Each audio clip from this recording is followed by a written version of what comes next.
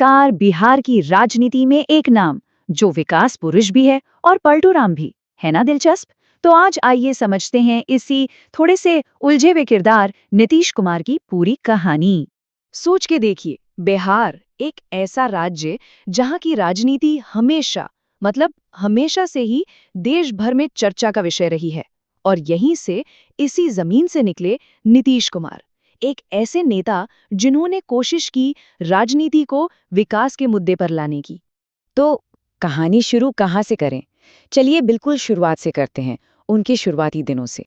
तारीख थी 1 मार्च 1951। जगह बिहार का बख्तियारपुर।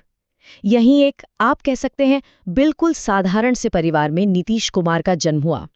पिताजी उनके एक स्वतंत्रता सेनानी थे और वैद्य भी। लेकिन नीतीश की जो परवरिश हुई वो बिल्कुल आम बच्चों जैसी ही थी। और पता है सबसे दिलचस्प बात क्या है? उन्होंने पढ़ाई की थी इलेक्ट्रिकल इंजीनियरिंग की बिहार कॉलेज ऑफ इंजीनियरिंग से।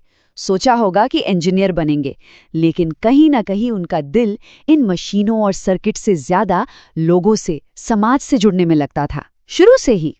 और बस यही जो भावना थी ना, यही उन्हें राजनीति में खींच लाई। और इसकी पहली सीढ़ी वो बना एक बहुत बड़ा आंदोलन। याद है 1970s का दौर? वो दौर जब देश में इंदिरा गांधी की सरकार के खिलाफ जयप्रकाश नारायण मतलब जेपी ने संपूर्ण क्रांति का नारा बुलंद किया था। बस यही वो आंदोलन था जिसने नीतीश कुमार जैसे न जाने कितने युवा नेताओं को राजनीति का कक्कहाया सिखाया। तो अगर उनके सफर को हम जल्दी से देखें तो कैसा दिखता है? 1951 में जन्म हुआ, 70s में जेपी आंदोलन से राजनीति में कदम रखा, और फिर लगभग 3 दशक एक लंबा संघर्ष। उसके बाद आया साल 2005 जब वो पहली बार बिहार के मुख्यमंत्री बने। चलिए अब बात करते हैं उनके उस दौर की जिसने उन्हें बिहार के विकास पुरुष की पहचान दिलाई। साल था 2005। ये वो वक्त था, याद कीजिए, जब बिहार के लिए अक्सर जंगल राज जैसे शब्द इस्तेमाल होते थे। और ठीक इसी साल नीतीश कुमार पहली बार मुख्यमंत्री बने और यहीं से उनकी सुशासन बाबू वाली छवि बननी शुरू हुई। सीएम बनते ही उनका सबसे बड़ा फोकस कहाँ था?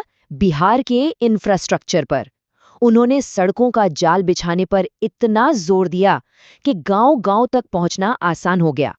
लेकिन उनकी एक स्कीम जो सबसे ज्यादा चर्चित हुई वो थी साइकिल योजना। इस योजना के तहत लड़कियों को स्कूल जाने के लिए साइकिलें दी गईं और इसका असर कमाल का हुआ। स्कूलों में लड़कियों की गिनती में एकदम से एक बड़ा सा उछाल आया। इतना कि इसकी तारीफ देश में ही नहीं, विदेशों में भी हुई। सिर्फ सड़क और साइकिल ही नहीं, इसके अलावा बिजली की सुविधा को बेहतर बनाने के लिए भी उन्होंने कई बड़े कदम उठाए, जिससे आप जानते हैं बिहार के कई हिस्सों में बिजली की स्थिति काफी सुधरी। तो मोटा मोटी देखा जाए तो सड़क, बिजली और शिक्षा, खासकर लड़कियों की, इन 3 चीजों पर किए गए काम ने ही नीतीश कुमार को वो विकास पुरुष वाली पहचान दी। लेकिन जैसा कि होता है, राजनीति का सफर कोई सीधी सड़क तो है नहीं। उनके कैरियर में भी सत्ता के बहुत उतार चढ़ाव आए। अब देखिए, नीतीश कुमार तो हमेशा यही कहते हैं कि उनका हर पॉलिटिकल फैसला, हर डिसीजन सिर्फ और सिर्फ बिहार के विकास के लिए होता है। लेकिन उनके जो आलोचक हैं, जो क्रिटिक्स हैं, वो कहते हैं कि ये सब बस सत्ता में बने रहने की एक रणनीति है। और सत्ता में बने रहने के लिए उन्होंने कई बार ऐसे फैसले लिए जिन्हें कुछ लोग बोल्ड कहते हैं तो कुछ लोग विवादास्पद। कभी अपने पुराने साथी बीजेपी का साथ छोड़ दिया, तो कभी अपने सबसे बड़े राजनीतिक विरोधी लालू प्रसाद यादव की पार्टी आरजेडी के साथ ही मिलकर सरकार बना ली। और बस बार बार गठबंधन बदलने की वजह से ही उन पर अवसरवादी होने के, यानी ऑपर्चुनिस्ट होने के आरोप लगे। और उनके विरोधियों ने तो उन्हें एक नाम तक दे दिया, पलटूराम। और ये नाम उनकी राजनीतिक यात्रा का एक बहुत अहम हिस्सा बन गया। लेकिन इन सब के बावजूद एक चीज जो नहीं बदली वो है उनकी पहचान, एक प्रभावशाली नेता की। और देखिए, आज भी इतनी सारी आलोचना के बाद भी नीतीश कुमार बिहार की राजनीति का वो केंद्र बिंदु है, वो ध्रुव है जिसके बिना सत्ता का समीकरण बनाना लगभग नामुमकिन सा है। तो नीतीश कुमार की कहानी असल में है क्या? ये कहानी है एक ऐसे नेता की जो एक तरफ विकास का अपना एजेंडा रखता है और दूसरी तरफ है राजनीतिक मजबूरियां।